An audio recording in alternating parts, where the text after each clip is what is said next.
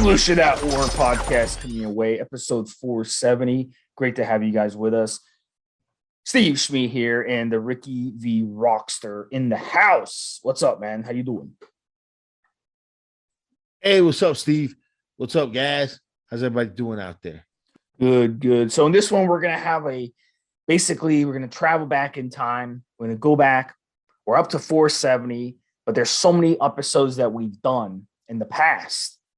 And I'm going to pick one. Rick's going to pick one. For me, the episode 280, the nandrolone Deca Durabolin episode. Very, very well received episode. A lot of likes, a lot of views, a lot of comments were done on it.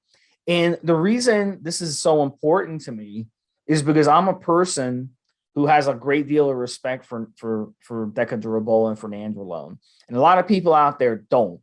And most of those people that don't, they've never even used the compound, or they use it and they didn't use it correctly. So they have a lot of bad things to say about it. But if you ask anybody in your gym who's 55, 60 and over, they'll say, oh my God, this is my favorite steroid of all time. So it's very important to do episodes like that to separate the BS from the truth. And this is why I think that episode was so important. And it's a very important one for you guys and gals to go back and listen to learn a little bit about nandrolone and see kind of connect the dots on it and why it's considered one of the most popular steroids amongst those who are 55, 60 and over that are hanging out at your gym. And those are the steroid, that's a steroid that they used back when they were in their 20s and 30s. And now those of you who are in your 20s and 30s, you're scared to use it. Oh, I don't want to use it. It's going to make me fat. Oh, I don't want to use it. It's going to give me gyno. Oh, I don't want to use it. It's going to kill my dick. You have all these myths out there and how bad it is. But in reality, it's really a mild compound. And there's so many good things that you can get off of a Deca cycle that people are missing out on just because they're listening to a lot of the BS out there. So 280 for me, Rick, is to me, it's a very important episode. So we're gonna rehash it. How about you? 280 is a good episode all about nandrolone. Since you're going kind of old school steroid bread and butter kind of compound, I'm going to see your Deca with the Dianabol profile, which is episode 274.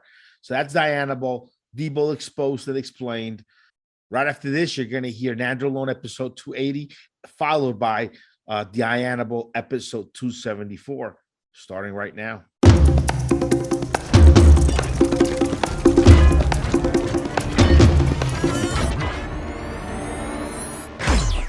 What's up, guys? Evolutionary.org podcast coming your way. Another great episode. We're at 280. All our even number podcasts are going to be about chemicals, and all our odd number podcasts are going to be Q&As, questions that you guys have submitted.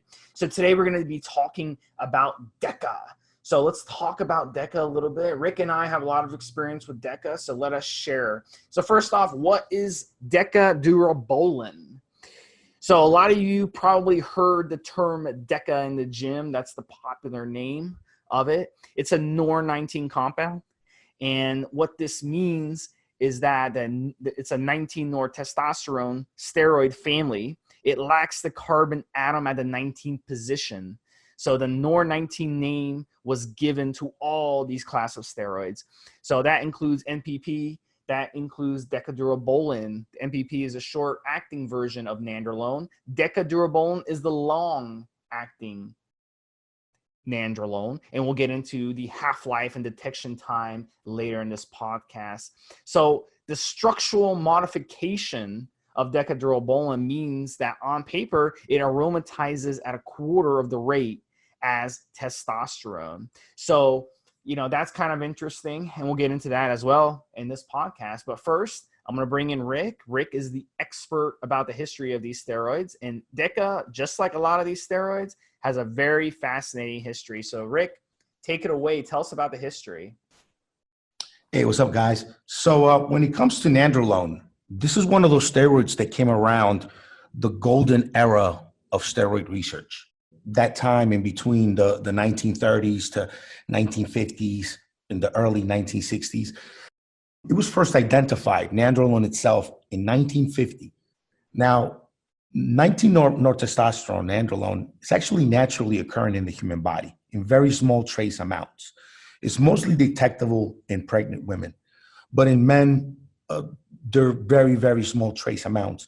So much so that if you are a tested athlete and you get tested, you're allowed to have a very tiny amount of nandrolone in your system because it can occur naturally. Now, in 1950, it was first identified, and then it was first put on the market for human use in 1959 as nandrolone phenylpropionate.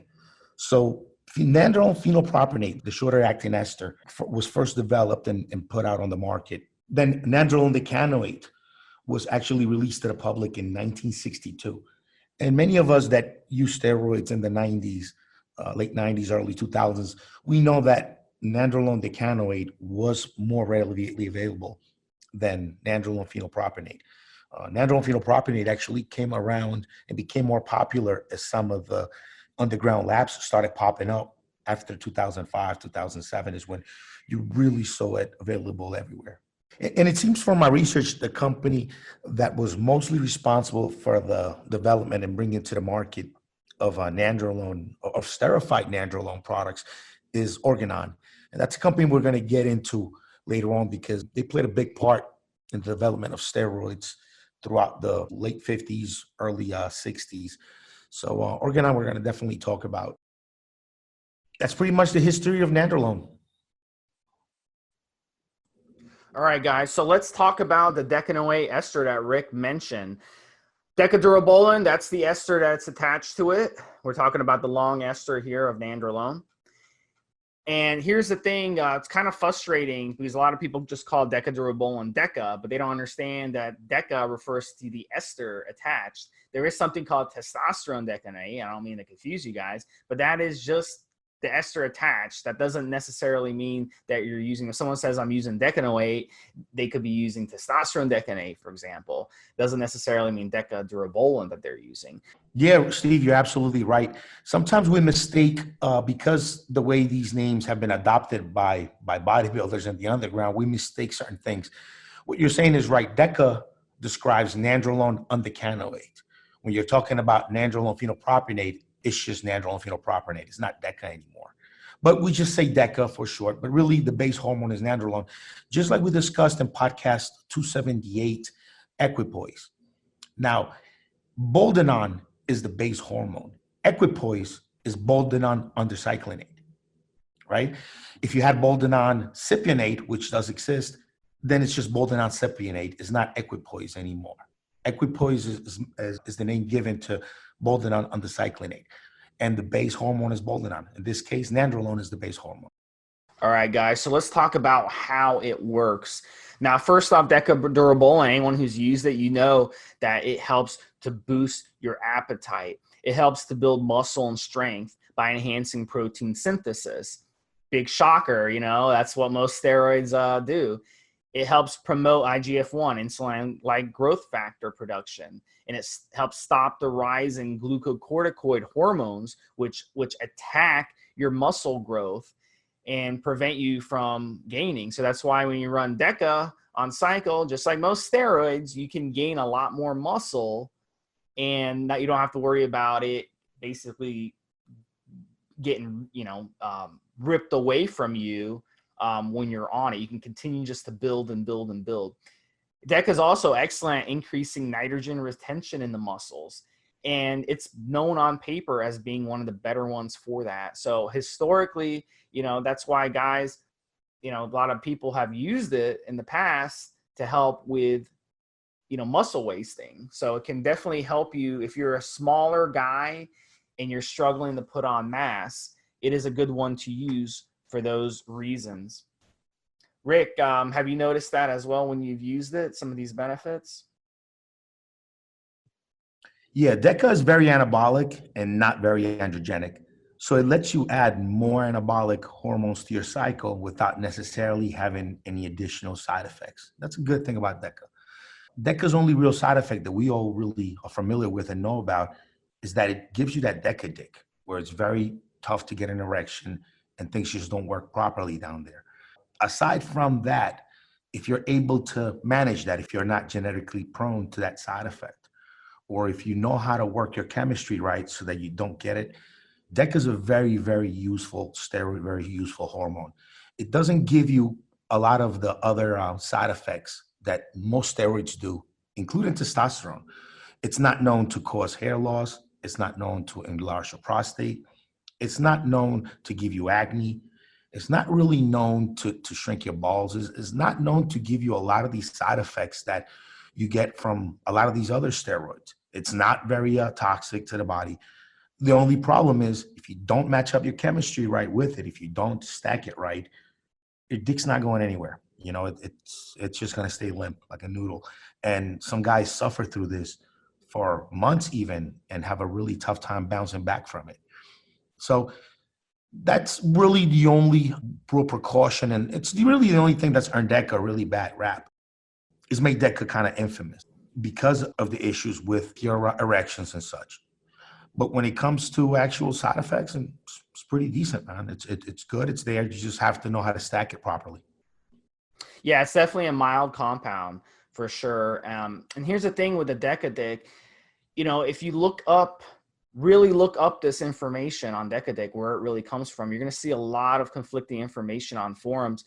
But the thing is, I've studied this quite a bit, and my educated guess based on the information that I've seen is that the Deca Dick thing is simply the fact that it's metabolizing to dihydronandrolone, which is the DHN. So what happens is your dihydrotestosterone, DHT, which is our sex hormone, gets swamped by that DHN. So the way you can mask that on cycle is by stacking a DHT derivative along with Deca. And that's why I strongly recommend something like Proviron. And the nice thing about Proviron, which we'll talk about in future episodes, we're going to discuss that compound, is that it's not liver toxic. So you should be stacking Proviron with Deca, and that will completely solve this issue in my experience. Now, guys who run cycles, even with test, okay, that doesn't save you. Testosterone will only convert to a very small amount to DHT. So that's not going to save you. The Proviron is the secret ingredient you should be using with Deca. And if you go back to the 70s and 80s, you'll know, and I've interviewed these guys from that era who have trained some of these bodybuilders and coached them, and they've said that those guys would use Deca and Proviron always. They didn't understand why it worked, but they knew it worked. And that will definitely contribute to offsetting any types of Deca Dick. Yeah, you need DHT. You need dihydrotestosterone in your body to keep your dick hard. And even as a teenager, it is dihydrotestosterone that contributes to the actual growth of the tissue down there. When Deca comes into contact with reductase enzymes that turn your testosterone into dihydrotestosterone, Deca becomes a weaker version of it, like Steve said. And that's where some of the problems come from. And that's also why Deca doesn't give you the hair loss and prostate enlargement side effects that other steroids do. It's because it is a weaker DHT than you would normally get from injecting high levels of testosterone. Yeah, it swamps your DHT. So really, you're not getting those DHT side effects when you use Deca. That's kind of the point of using it, you know? So if you have subject to hair loss, you've got prostate issues, et cetera, it's a really good one for that. So let's talk about, go ahead. My personal way of making sure that I don't get Deca Dick is I always run the testosterone at twice the amount. And that way, that reductase enzyme has more testosterone substrate to work with than Deca. That way I'm ensuring that my dihydrotestosterone levels stay higher than, the conversion off of nandrolone. And that way I avoid the Deca Dick. And that's worked for me. But like you said, using an oral, a DHT derivative can also help quite a bit. Yeah, Masterin too. If you want to do injectables, Masterin would be one you could also use along with it. So Let's talk first before we get into dosage. Just talk about the joint issues.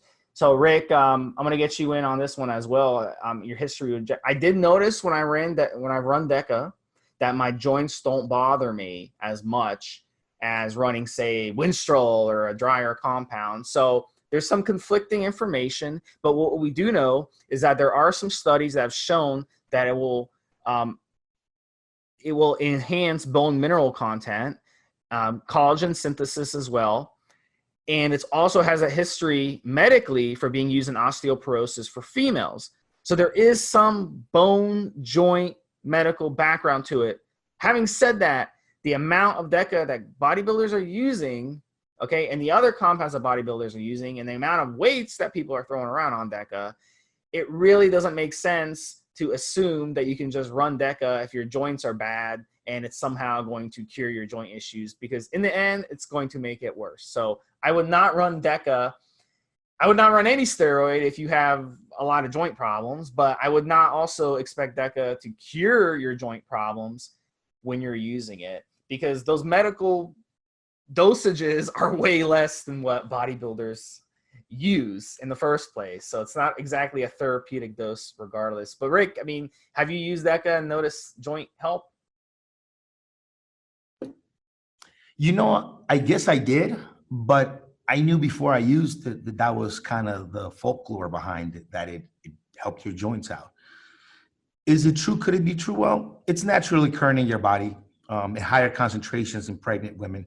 So it might have definitely, some roles there. It could definitely help. Now, I personally have found that my joints feel a lot better when I'm taking glucosamine sulfate, chondroitin sulfate, MSM, Cissus quadrangularis. Those kind of over-the-counter ingredients have made my joints feel way better than trying to go to black market to get nandrolone. So does it help the joints? I guess it did mine. I can't say that they didn't feel good. I mean, they were fine, but I was already being told that before I ever used nandrolone. So maybe it was a little bit of placebo effect. But over the years, man, the biggest change I found in my joints is just using, the ingredients I just mentioned. And I guess that can help. But I would probably say nowadays, if you wanted to go the SARMs route, maybe Osterin is probably better for your joints than Deca could ever have been. Now, Deca, it's been around since, like we just mentioned, 1950s, 1960s. We kind of know what to expect from it because so many guys have used it throughout the years. Osterin is very new, and we don't know what kind of long-term side effects can come from it. Just one thing to keep in mind with Osterin when we compare it to Deca. Osterin may be better at helping your joints than Deca is, but we don't know. Osterin has not been around as long as Deca has. There has not been that many guys using it yet, so we don't know what the long-term is going to be from these SARMs yet. All right, guys, so let's talk about half-life and detection time. So this is very interesting. It's a very long half-life. We know that it's got the decanate ester with the Deca Durabolin. 2 weeks. You're talking about 2 weeks in your system. So, when you start injecting Deca, it's going to take a while, okay, to reach peak levels before leveling off. It's going to start working right away, but it's going to take 5, 6, 7 weeks to really reach peak levels. And on the flip side, when you stop taking it, it's going to take a long time to be out of your system. So that's another reason guys fuck up when they take Deca, is they run these long-ass cycles with Deca, and then they come off, and it takes like 6, 7, 8 weeks for it to be out of your system. And then they overshoot their PCT. They'll run a 4-week PCT, and then the PCT is over before the Deca is even out of their system, and then they crash after. So that's another reason Deca gets a bad rap. It's after cycle. People don't PCT correctly. So remember that. Remember what I'm saying, guys. You want to run a long PCT and long bridge after Deca because it's going to take a while to get out of your system. Even worse is the detectable time. We're talking up to 18 months this stuff is detectable in your system. So if you're a tested athlete and you take Deca, you're pretty much fucked.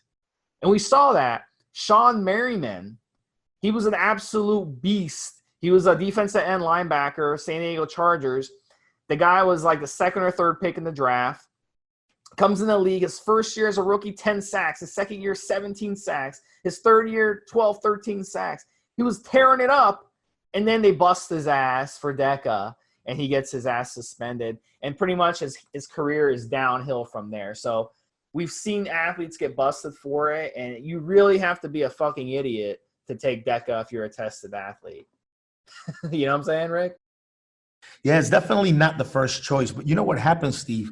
Since there's so many underground black market stuff out there, and Deca is really one of the cheapest steroids out there, you're going to find a lot of unscrupulous sources are going to switch out Deca for more expensive items. And yeah, you'll get something from it, but not what you're looking for. And this is why guys get popped off of Deca, because I can't imagine any coach or anybody helping one of these athletes with everything we know about Deca still letting one of their athletes use Deca today. I just don't see it. It has to be that they got fake product that was swapped out by one of these underground labs, and they just didn't know it. There's just no way a professional athlete making any kind of money is paying someone to give him that bad of advice. Yeah, that's got to be what it is for sure. And he probably took other stuff too, which he didn't get flagged for. But the Deca, that little bit of Deca metabolite definitely showed up. So let's talk about dosaging and stacking. I've stacked Deca myself. I think a dosage of 200 to 400 milligrams a week is perfectly fine on a cycle. You could actually go higher with Deca. It is a mild compound, so you could go 5, even 600 milligrams. I'd rather you do that than run a bunch of Tren, for example, at those dosages. So Deca you can be a little liberal with. I like to stack in the Proviron, like I was telling you guys, 25 to 50 milligrams a day. If you're on 50 milligrams a day, it's going to get really expensive for the course of your cycle. So 25 milligrams a day is going to be perfectly fine. And then you can throw in an androgen, a little bit of an androgenic kick. You can throw in a little Tren with it. You can throw in a little test with it, a little bit of an androgen in there. Some guys like to do that, and that gives the cycle a little bit of kick. But it just boils down to your goals. Do you want just a mild cycle, or do you want something, really, really hardcore?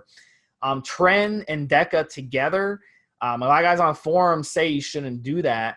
But from my point of view, I mean, you're stacking a mild compound, mild anabolic compound with a harsh androgenic compound. To me, it seems like the yin and yang is perfect on that. So, but that's something you want to do if you're experienced. Do not do that your first 3, 4, 5 cycles. That's something to do when you're really advanced. First time with Deca, like I said, a mild amount of Deca, 200 to 400 milligrams, throw in a little bit of test to give it a little androgenic kick, and then definitely Proviron. Rick, you like to run the test higher. Tell us how you've liked to run it. What have you been successful with? Well, Deca stacks pretty well with almost anything. I've heard about the Trenbolone and Deca. I've never stacked the two of them together, but I can see, how both Trenbolone and Deca individually can fuck with your sexual functions. Now, I can maybe see how the two of them could create a problem, because Trenbolone will mess with the way you have sex, and so can Deca. One of the best and classic stacks out there is testosterone Deca with a Dianabol start. Testosterone Deca with a Dianabol start. And I think that's a really good and classic cycle for anybody that wants to do that much, that wants to do a couple steroids like that. Testosterone Deca all day long. If you're taking, let's say, 500 mgs of testosterone, 200 mgs of Deca a week, you don't need much more than that. You have to remember, though, on a cycle like that, you have to discontinue the Deca a full 2-3 weeks before you discontinue the testosterone, because the Deca's got that long ester, and it's still going to be in your system weeks and weeks later. So you don't want to be in a situation where you're running nandrolone decanoate and you're running testosterone and natate, and then you're about to come off cycle and you stop them both at the same time. That testosterone is going to be out of your system pretty quickly compared to that Deca. You don't want to do that. You want to continue to shoot testosterone, I would say, a full 3 to 4 weeks after you discontinue the Deca. And yeah, you know, Deca has a long ester, so it does take a while to build up. The real results from it, you're going to see after about the second, third, fourth week on it. And again, it's one of those steroids that it's very safe. It's really good to use, man. I mean, you're not going to get many other side effects from Deca except it messing with your dick a little bit. And that's if you don't mess with your chemistry properly. You know, you can also run Deca with Boldenone, but I probably wouldn't run Deca unless I'm running testosterone at this day and age.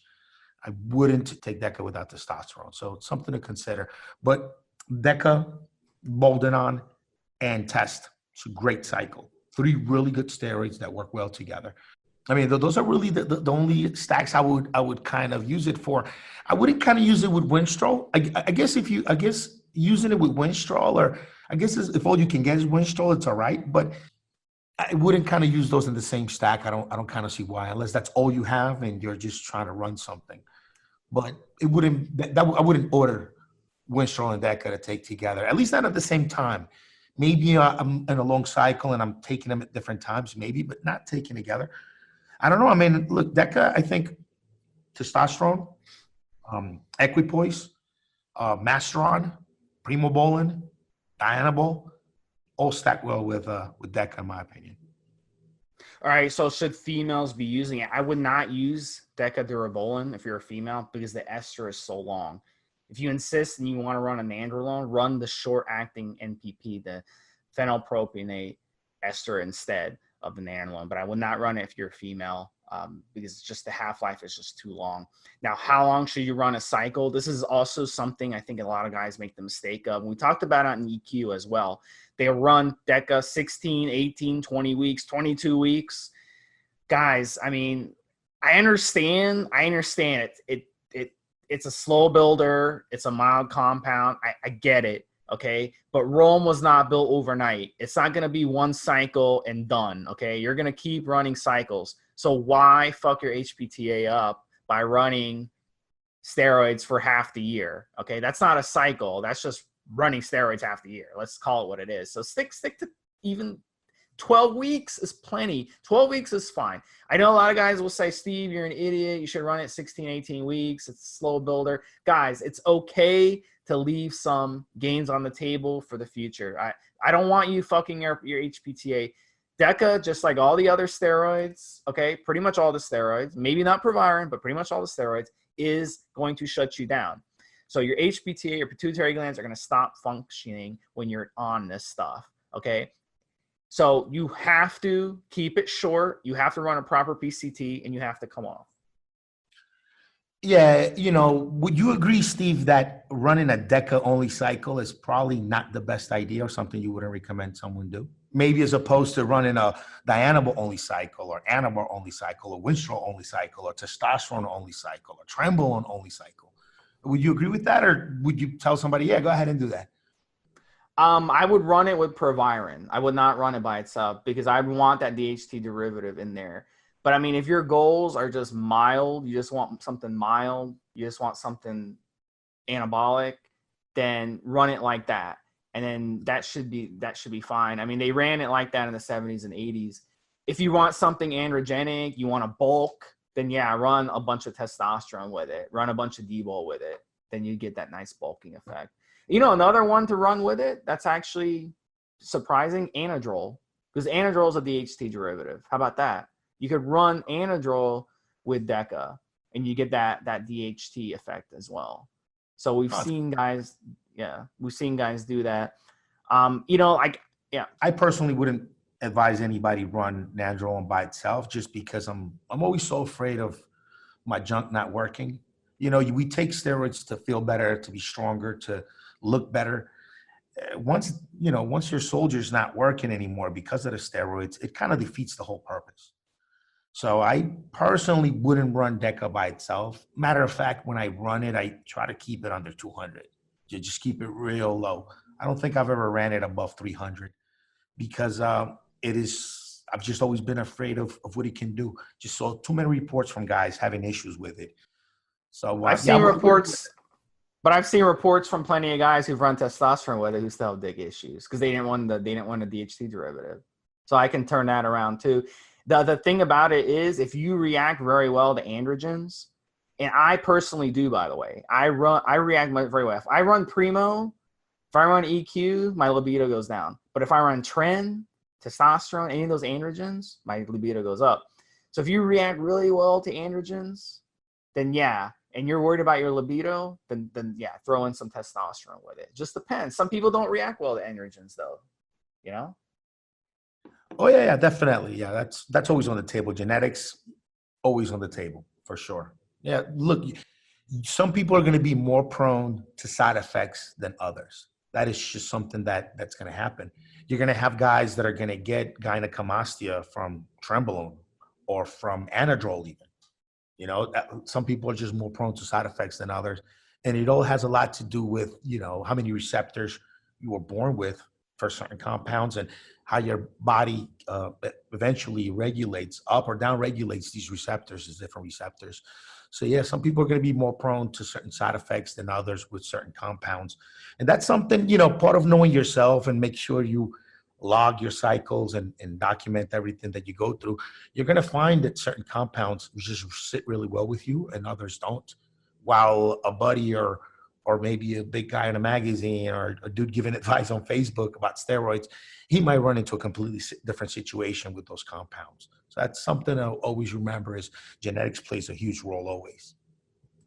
The universal, though, bottom line, guys, trust me on this. If you run Deca, whether you run it with Tess, whether you run it with Primo, whether you run it with Tren, run Proviron with it or another DHT derivative. It will make a world of difference. I promise you it will. So, Rick, tell us about the cost and ease of access of it.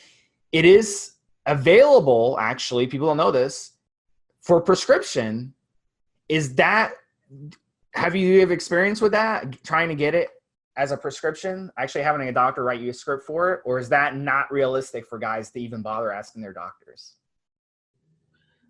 If you get out to some of these rejuvenation clinics, they're going to give you whatever they can give you that's legal. So if it's there, they'll prescribe it to you. You just have to find the right rejuvenation clinic to do it. I don't mess with it, so I don't seek it out. As I've said on the podcast a bunch of times, the only things I kind of use now are testosterone and EQ. Don't really have a place for nandrolone in what I do now in my routine.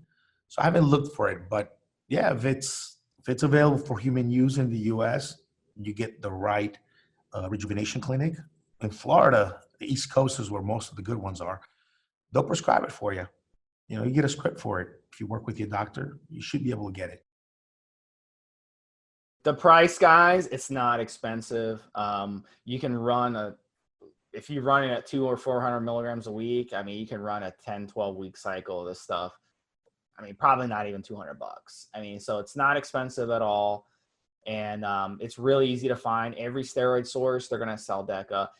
And, one thing to note, guys, if you go in your gym and you talk to the older guys, the guys who are now in their 50s and 60s, or even older than Rick and I, who are pretty old ourselves. But if you talk to those older guys and you ask them, what is your favorite steroid of all time? Don't ask them without knowing them, but let's say you get to know them over the course of a few months, you spot each other, you become buddies and stuff. Just bring up, what's your favorite steroid of all time? They'll say Deca. They won't say these other steroids. They'll say Deca. But the younger generation, they're not as into Deca as everyone else. Do you think that's true, Rick? Well, Deca has some synergy. Like if you take Deca with testosterone, with Dianabol, it just makes everything nicer. I mean, I think that's a reason why a lot of guys like Deca is because you notice when you just add some Deca to your cycle, everything is you're just going to grow. You're going to grow quite a bit. Now, one thing to mention about Deca is the two presentations that are out on the market now are nandrolone phenylpropanate and nandrolone decanoate. Phenylpropanate, you're going to get about 67 milligrams of nandrolone and about 43 milligrams of non-muscle building phenylpropanate ester. When it comes to nandrolone decanoate, you're going to get about 64 milligrams of nandrolone and about 46 milligrams of non-muscle building decanoate ester. The esters need to come off the steroid before your body can utilize them. And the esters are there to make the steroid oil soluble and so that it takes it a little while longer to get out of the depot. So it's something to keep in mind, when you're injecting 200 mgs of nandrolone decanoate, you're getting around 120, 130 real milligrams of nandrolone. Everything else is the ester. So one of the reasons nandrolone just seems maybe a little bit weaker than some other steroids in a stack, it's because it's got that long ester, which means you have a little bit less active ingredient. And that long ester in the decanoate preparation spreads out the steroid over weeks. So it doesn't hit you all at once. It does take a while to build up. It's one of the reasons also it's kind of known for being mild and for taking a little while to kick in. So let's finish off the show by talking a little bit about who should consider Deca as their next cycle. So I think that a couple different scenarios. If you're like a skinnier guy and you've put in a lot of years in the weight room, you've got a decent base, and you want to really take things to the next level in terms of mass, then I think Deca really is going to be good for you, because when I use Deca, I want to eat like twice as much as everything. I don't feel satiated when I eat on this stuff. The mood enhancing is tremendous on Deca. I mean, I feel fantastic on it. I also think guys who are into strength training, who are just the typical gym rat, likes to just lift heavy ass weight, I think Deca is a really good option for them as well. It's one of the better ones, I think, if you're a strength athlete as well. It's not gonna boost your bench press 50 pounds overnight, but it is going to help push you to the next level, and it's going to add that mass and add that strength to you, where safely add it. And it's going to be kind of like, you'll go in 12 weeks, you can add some good weight to your lifts. Okay. It's not going to be something like Tren where in 2 weeks you add big weight to your lifts. So I think it's a really good option if you want to take a nice, slow and steady approach to your training. Anything else to add, Rick, before we finish up? Yeah. I don't recommend women use Deca. I really don't. I've said it many times on the podcast. Anavar is about all you need to look good as a female. Maybe a little SARM here or there. If you're a competitor, Anavar Winstrol should be about all you need. Maybe a SARM or a peptide here or there to help you for contest prep. It's about all you need. Nandrolone, when you get into like nandrolone decanoate, these long esters, if you're a female, you begin to notice some side effects that you don't want on these steroids. You can't just get off of it the way you can with Anavar or Winstrol, some of the shorter acting stuff. You're in for the ride. If you've been injecting just a tiny bit of nandrolone every week, and by about week 3 or 4, you begin to notice some side effects, guess what? You still have about another 3 or 4 weeks of side effects to go before they begin to go away. So it's just not a good option for women, in my opinion. As far as who should use it, I've said this in another podcast too, for travel. Let's say you're traveling, if you can get some testosterone on decanoate, a little bit of Deca, maybe some EQ, you shoot those and you can go away for about 2, 3, 4 weeks and they're still in you doing something. You don't have to travel with the sauce. Yes, your androgen levels would be at a decline after each of those esters peak. So you would be declining, but you still would be at higher than normal levels 3, 4 weeks after the shot. So that's nice. Guys who are looking to bulk and put on mass, not spending a lot of cash, because nandrolone is fairly inexpensive and it just makes that testosterone and makes that Dianabol work better. If you're looking to gain mass and not spend a lot of money, testosterone, Dianabol, and Deca, it's just a classic stack. It's real cheap. And those are probably the 3 of the cheapest steroids on the market.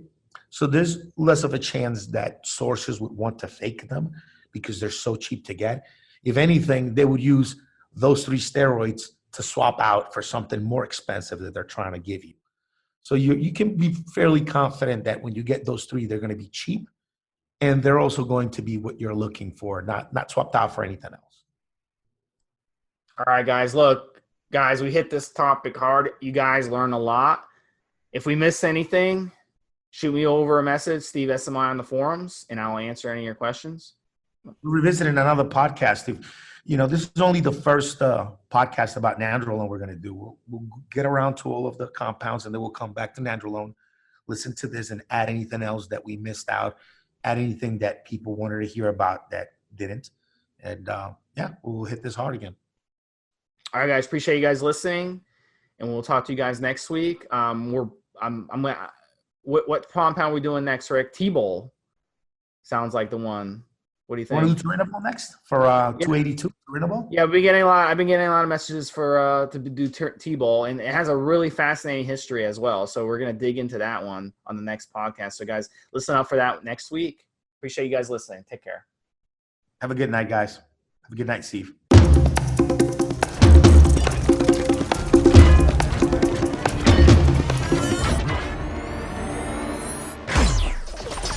Guys, this is the required legal disclaimer. We are only sharing our experience from years of steroid use. We are not doctors, and none of what we say should be regarded as medical advice. Always check with your doctor before taking any drugs or starting any training program.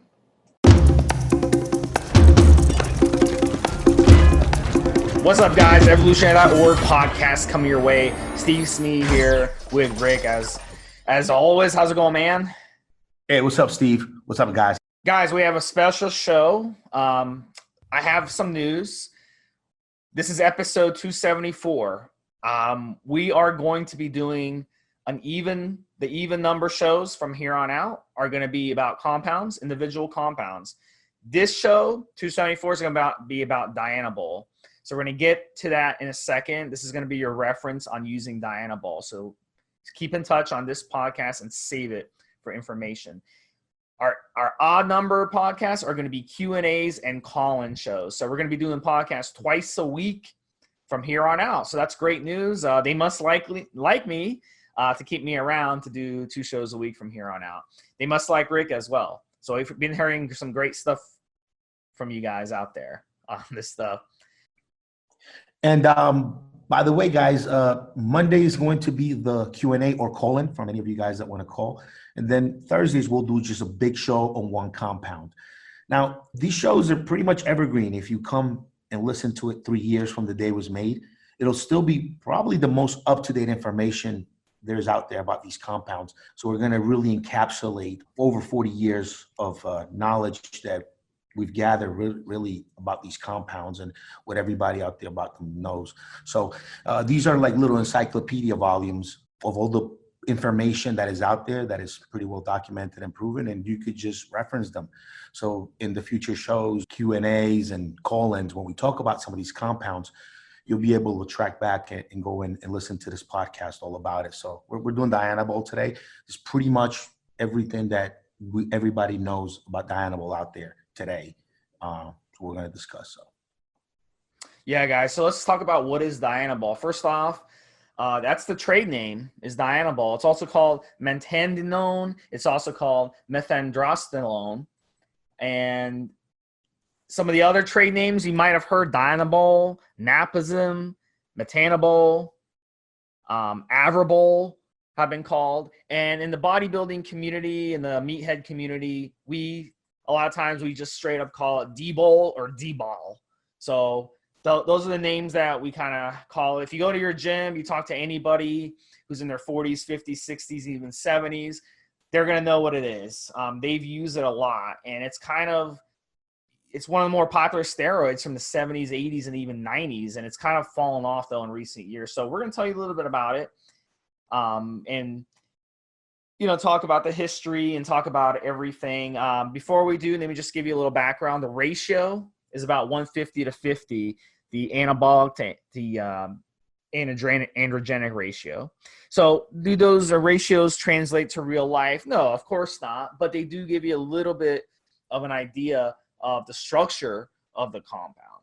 So one of the things about Dianabol too is the half-life is very, very short. It's only a 4 to 6 hour half-life. So usually guys will take it twice a day. They'll do an AM and PM dosage to kind of balance things out the half-life. So let's talk about the history a little bit. Rick, you've been studying Dbol a long time. Tell us about the history of Dianabol. Basically, Dianabol is the real first steroid. Testosterone had been already identified and used since the 30s, since the 1930s. But Dbol kind of changed the game. And The way it came around is there was a doctor, John Sigler, and he basically was the doctor of the Olympic weightlifting team during the 1954 World Games in Vienna. There, he watched these Russians just crush it, man. They were hoisting massive amounts of steel, and they were just killing it. He, over some drinks, took the Russian doctor and interrogated him a little bit about what they were doing. And the Russian doctor, over some drinks, told them basically that they were injecting testosterone. Now, this is well before WADA and Olympic committees that were looking into performance enhancement. Nobody knew anything back then. John Sigler came back to the U.S. and, he started experimenting with testosterone on his athletes. It was John Sigler did it on himself, and I think about a couple other guys. And he saw that it was awesome, bigger and better than any of their training regimens. But he realized there were some side effects. Back then, these guys were injecting testosterone base. So you had to inject a few times a day, and he just wanted a better way. So he developed Dianabol. Now, this part I'm not clear on. It seems that Siva, right? He went to work with Siva on this compound. Now, Siva, they had a bunch of books from the Germans that they had gathered after Second World War. And this part I'm not clear on. Apparently, Siva had already patented boldenone, equipoise, which is the same base hormone as Dianabol is. They had already patented in 1949. I found that online somewhere. A lot of this stuff you just got to search and try to find it. But then John Sigler didn't start thinking about developing Dianabol until 1954. So I'm not quite sure if boldenone came first or Dianabol came first, but they're both the same base hormone. They were both developed by Siva. And anyway, so John Sigler, he goes and he develops Dbol, and he gives it to the athletes. They still get crushed by the Soviets, but, he put it out there now. They also prescribed it to like burn victims and other folks who could use it, but he put it out there, and years and years later, he regretted it. He said years and years later that he fucked up. He shouldn't have done it. He turned athletes now into drug users. Some of his athletes had liver issues because they took way more than the dosage he put them on. And he regretted it, but he thought he fucked up. That was kind of the story of it. That's how Dianabol came to be. So Dianabol is basically same boldenone, same base hormone. Boldenone has the undercyclinate ester. Dianabol has a modification to it so that it is oral and it doesn't have an ester chain. So a big difference, the ester chain makes the hormone soluble in oil, so you can put it in an injection. It also releases out of Dbol slower. Ester chain needs to be cleaved off first before the hormone can attach to receptors to have an effect. And so it delays the time of action. The modification to Dianabol that makes it oral, it makes it work right away. It doesn't need anything to come off of it before it can attach to the receptors. It goes right in, it's ready to go. And that's the difference. They were both developed by Siva and both put out there. Yeah, guys. So basically it's testosterone in a nutshell, but it's got an added double bond, carbon 1 and carbon 2 position. So that double bond makes it less androgenic than testosterone on paper. It's about half as androgenic. And like Rick was saying, it has a 17th carbon position, methyl group addition. So that does make it hepatotoxic, and that allows it to pass through the liver without being destroyed. So we'll get into the side effects later, but that is one of the side effects, that it will strain your liver a little bit. Now, I've seen underground labs come up with injectable Dbol, and then years later, they discontinue it just because people don't use it. So Dbol primarily, I'd say 99% of the Dbol out there is going to be in tablet form or caps, that's just how it is. So it just doesn't sell. The injectable version just does not sell, and there's really no reason to be injecting it. So, who uses Dbol? Let's get into that. Rick, you've been in the gym a long time. You've been on the forums a long time. Do you notice a trend of less and less people using Dbol? It seems like the guys who are into size and into powerlifting, the old school guys love Dbol, but a lot of the younger guys who are more into aesthetics and physique, they don't like Dbol as much. Do you notice this as well? Who's using Dbol? Just to start off, I want to correct something that I think I'm a little bit of disagreement on there. The modification, anytime you methylate a hormone, you make it stronger at the receptor. So every time that hormone gets to the receptor, automatically, just because it's got that group on there, it's going to be stronger at the receptor site. Maybe the base hormone on paper might not look like it, but yeah, it can't. There's just no way Dianabol will be less androgenic. Yeah. Well, that's an example of why I say on paper, guys, these ratios they don't mean shit, because trenbolone is also 5 times more androgenic than anabolic. What ratio does it give it? Anabolic to androgenic ratio. What does it give? Yeah, 150 to 50. But the methyl group makes it stronger at the receptor site. You know what I'm saying? It always does that. That's why it behaves. If it didn't, it wouldn't behave so much differently than it does. Both. Yeah. Maybe I won't mention ratios to go, but I mean, that's just one of the statistics. That's just one of the specs behind it. I know it doesn't mean shit, the ratio, but I just throw it out there. Another thing to be like, even the reason why it creates more water retention than boldenone is because when it actually when it's aromatized and it becomes an estrogen, it becomes a stronger estrogen. It becomes methylstradiol, which basically it's also stronger at the receptor site, because now you have an estrogen that's looking attached to estrogen receptors, and it's stronger at the receptor than anything your body can produce naturally because of that modification. So that's why when you use Dianabol, you get very androgen-like heavy kind of androgen side effects, like the acne, like the drive, like the want to go on. And also you'll get pretty heavy water retention, which is something that you don't get with boldenone. Even running it at really high doses, you're just not going to get that big water retention, and you're just not going to get that androgen pump. It's completely different, in my opinion. Anyway, so who uses Dianabol? Who I've seen out there using Dianabol? Bulkers. The guys who are trying to bulk, those are the guys who use Dianabol. A lot of the newbies, many guys want to do a first run Dianabol only cycle. Some guys who can find legitimate and reliable Anavar, if they can find reliable Anavar, and they can run a good dose of it. But guys who don't have the money, guys who are dipping their toe just to see what it's like, many first-time guys will do Dianabol only. And just, like I said, guys bulking, they'll add it as a kickstart to their cycle. Run 4-6 weeks of Dbol at the start, along with your test and your Deca. That's a classic stack there. It's Dianabol, test, and Deca. So it stacks great with those two. And those are the guys using it, really. I don't see anybody out there saying they're using Dianabol for cutting. You could, because it'll still keep you from losing muscle mass as you're dieting down. And yeah, you'll get a little bit of puffiness from water retention, and we'll cover that a little bit later. But it's still, you'll get, you can still use it for cutting. But most guys don't look for it for cutting. The guys who use Dianabol, who want it, they want to gain weight, they want to gain mass, they want to bulk, they want to add on pounds. Yeah, it's not something you see contest prep, ahead of contest prep, people using, see people who are trying to lose weight use it, obviously.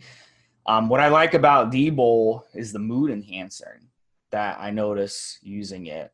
And that's really nice. It really boosts your mood. It's not a steroid that you take and feel, angry on. It doesn't make you that negative type of aggression that certain steroids will do. So it has its benefits and not. But give us some tips, Rick, about using it that people may not know. Like, for example, using grapefruit juice with it to make it even stronger. Tell us about some tips. Yeah, the grapefruit juice is great because it actually slows down how quickly your liver gets rid of the hormone. It'll do it to other medications too, so you have to be careful. If you take other meds, you probably shouldn't drink grapefruit juice because it'll make them last longer in your system. But when it comes to Dianabol, stretching the life of it, how long it stays in your system a little bit longer, it's not a bad idea.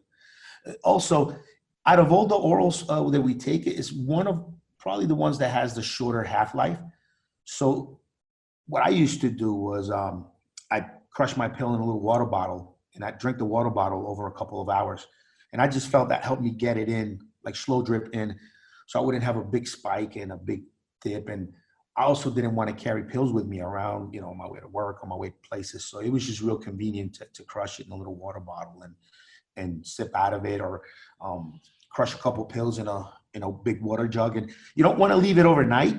You know, some of these hormones are not meant to be in liquids like that, but a couple hours, you'll be fine. Just drink it over a couple hours and you're good. So those are two good tips. Also, Dianabol will tend to give most people acne.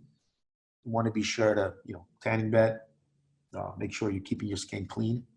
And those are, you know, the main two things that come off the top of my head. What do you have, Steve? Maybe Well, my tip with it is don't run too much, guys. One of the things about Dbol, the beauty part of Dbol is so fast acting. You don't have to just rush it. You can just run, you know, a solid conservative dose and you have tremendous results. The thing about Dbol, because it's fast acting, you're going to get all the benefits. You're going to get the protein synthesis increase. You're going to get the nitrogen reception. It's going to inhibit the muscle eating hormones like cortisol that eat away at your muscle. You know, and that's why it got so popular, especially in the 70s. And what guys would do in the 70s, the rumor was Arnold, especially in the off season, what he would do is run Primo 100 milligrams a day, and he'd stack it with 5, 10, 15, 20, 30 milligrams of Dbol a day with the Primo, and that give it a little of an androgenic kick. And he liked that. He liked that cycle a lot, and it worked beautifully for him and for others at that time too. So, you know, piggybacking on what Rick said, great steroid because it acts fast. Take advantage of it as a kickstart. Beautiful steroid to use as a kickstart for a cycle. If you're using a long ester like Test Sip, Test E, Primo, EQ, long esters that take a while to you know, reach peak in your system, 5-6 weeks, you can run Dbol for the first 3-4 weeks at a conservative dose, get a nice kickstart. So, you know, that's one of the benefits of it too, is that it's so fast acting. That's a huge advantage.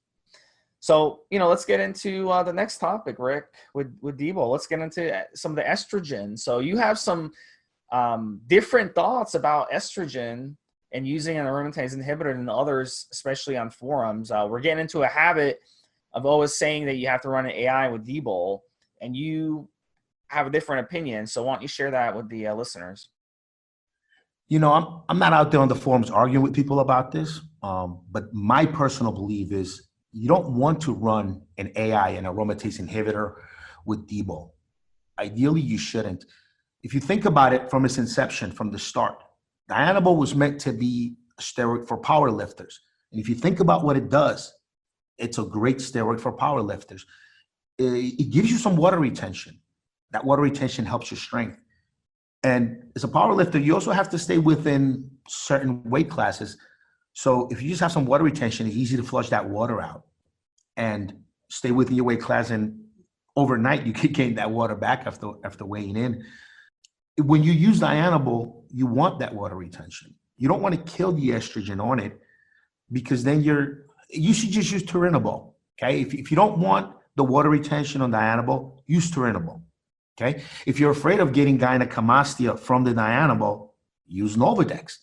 The Novadex will keep that nasty estrogen that converts out of Dianabol from actually attaching to those receptors. So just use the Novadex, and Novadex will keep the estrogen out of your nipples, but it'll still let you get some water retention, and you should look for it. And I think the problem with Dbol is guys will run like 40, 50, 60 milligrams and then use an AI with it. How about you use less Dianabol? It's not really, when you think about it, it's not really that big of a muscle builder. Just run 20 mgs, run 30 mgs. No AI. Get a little bit puffy on your cycle, you know?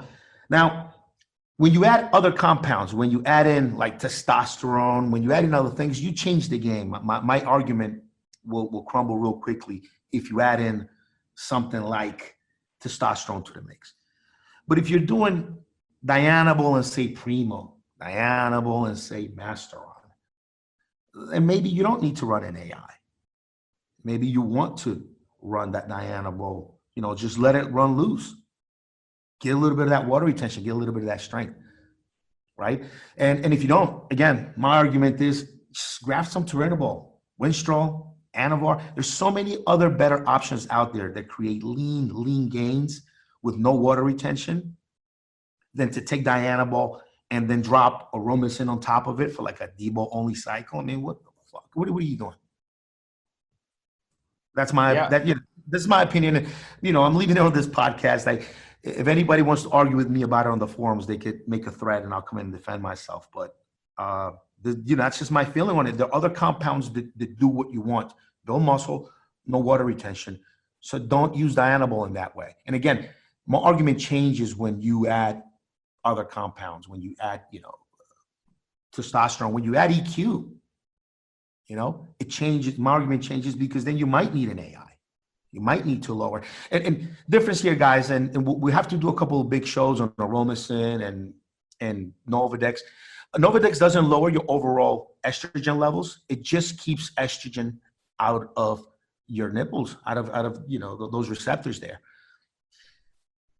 Aromacin or Arimidex, they lower your overall estrogen levels. So there's a big difference in how they both work. So it's something we'll do big shows on it. Many of the guys that run a couple cycles know. Many of the newbies don't. So it's good to just get it out there for the guys that don't. All right, guys. So everyone wants to know dosages. I personally, I like to kickstart Dbol if I'm choosing Dbol, 20 milligrams a day. Plenty for me. Plenty. Good quality Dbol. Plenty. Maybe 30 milligrams at most. I'm seeing guys running 50 milligrams of Dbol. I think that's too much.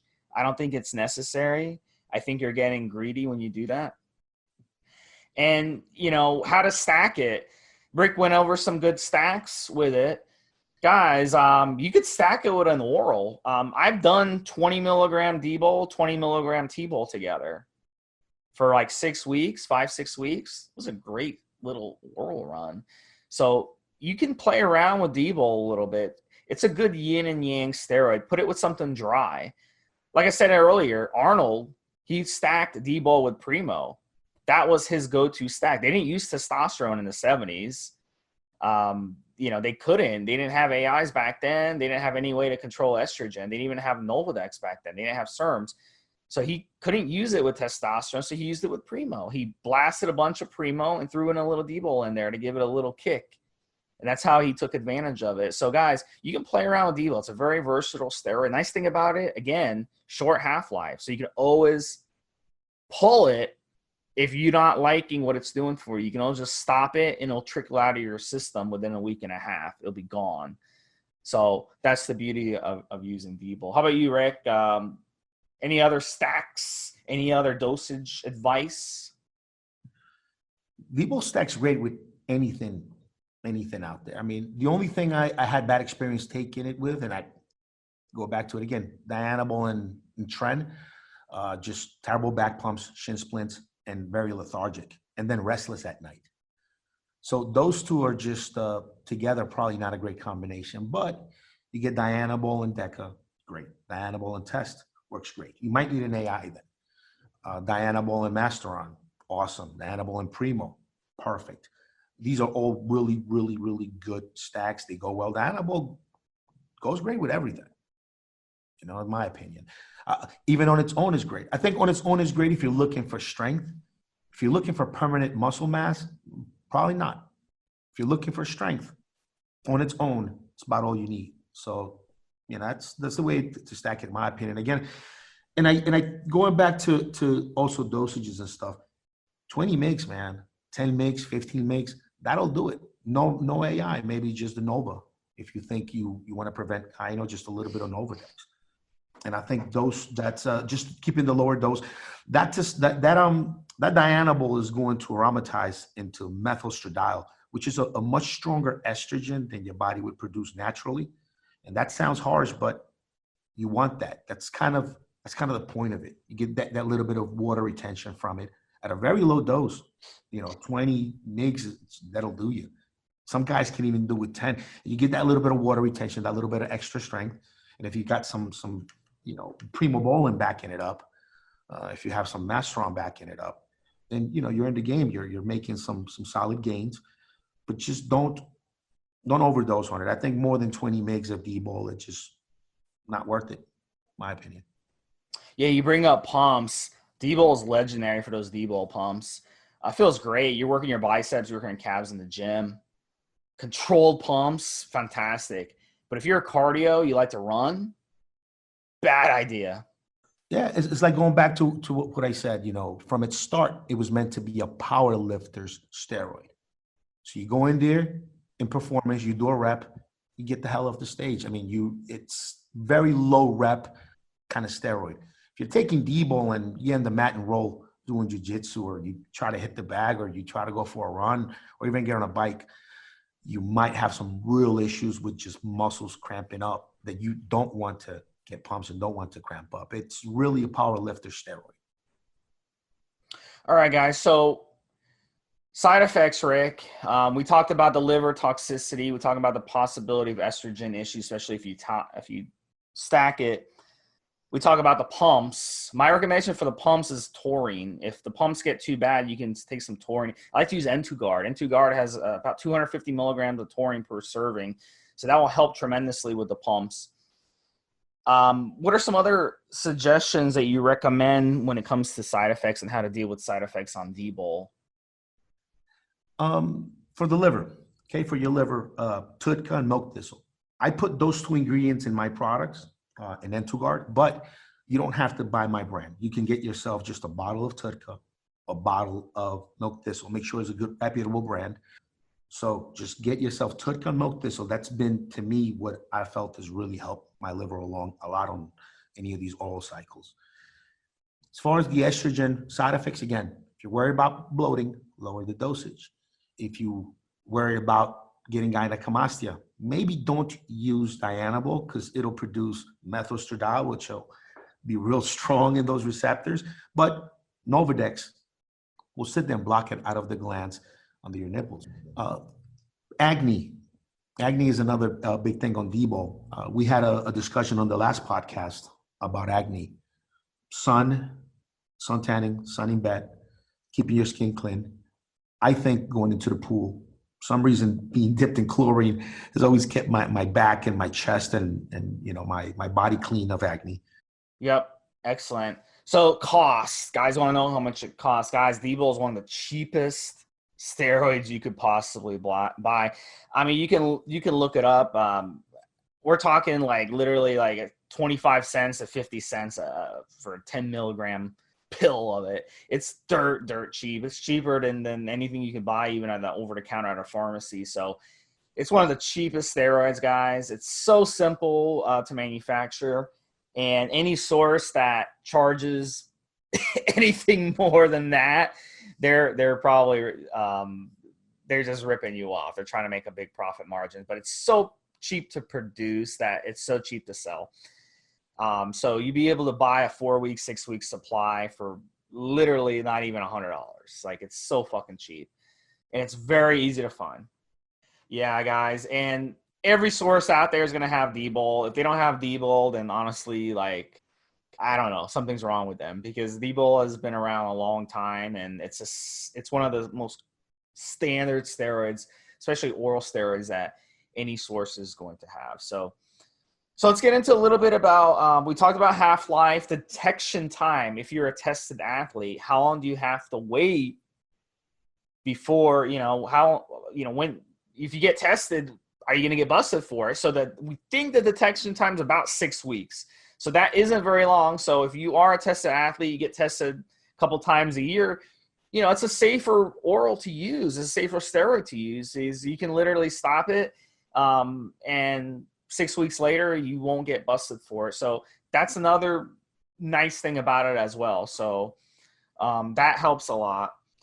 And, that, guys, there's so much information on this podcast that we talked about already.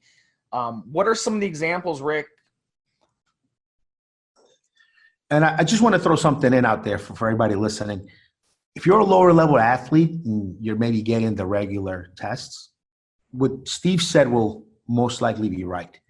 If you're a higher level athlete, like Olympic level, like professional, top, UFC level, top level athlete, there's some new testing out there where they're not testing for Dianabol anymore.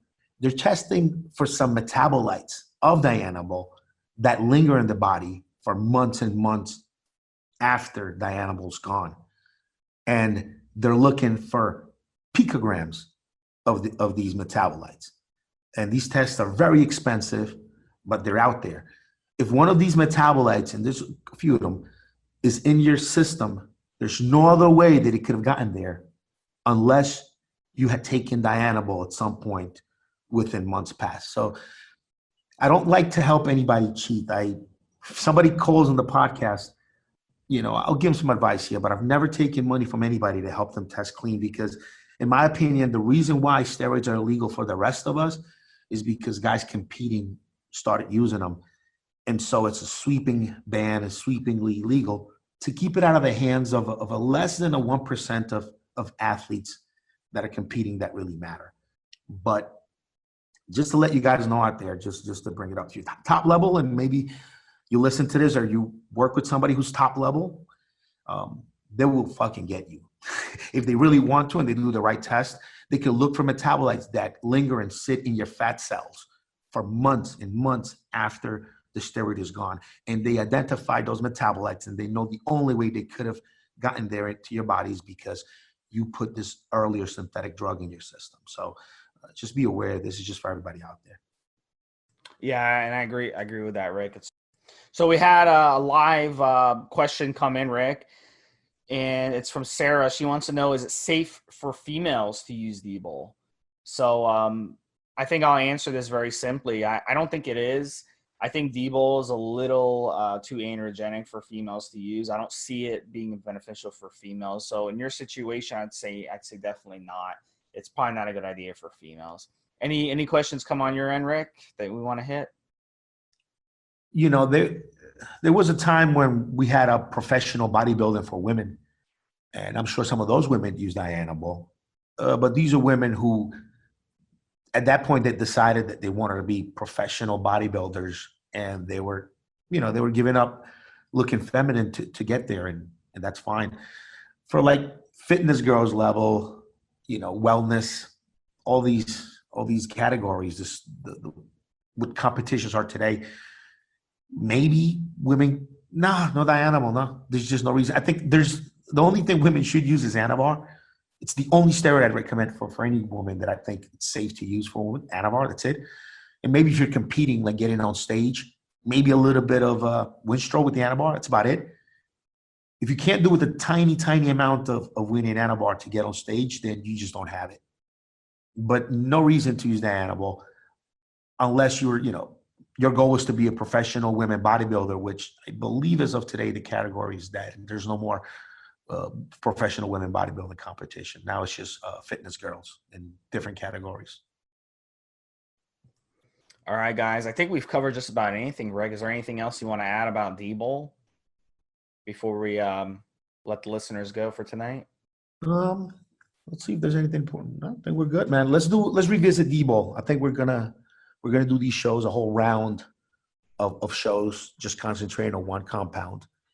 Everything from history, uses, everything.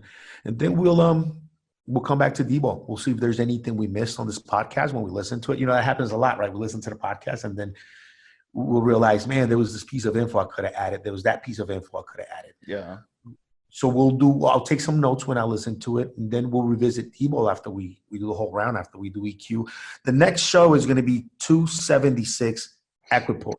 We're going to do the big Equipoise show.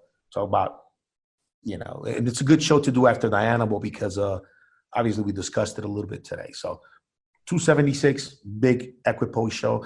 We'll do everything from then on. Anavar, Winstrol, clenbuterol, albuterol. We'll do some over-the-counter compounds. We'll do some peptides. We'll do some SARMs. Just a whole show dedicated to everything we know about it as of today and just practical uses of it. All right, guys. Look, we appreciate you guys listening, guys. Keep the questions coming, guys. I'm always on the forum, Stevesmi. And if you want to get in touch with me, please feel free to. We'd love to hear from you. So Evolutionary podcast, guys, we'll keep it going. Have a good night, everyone. Have a good night, Steve. Have a good night, guys.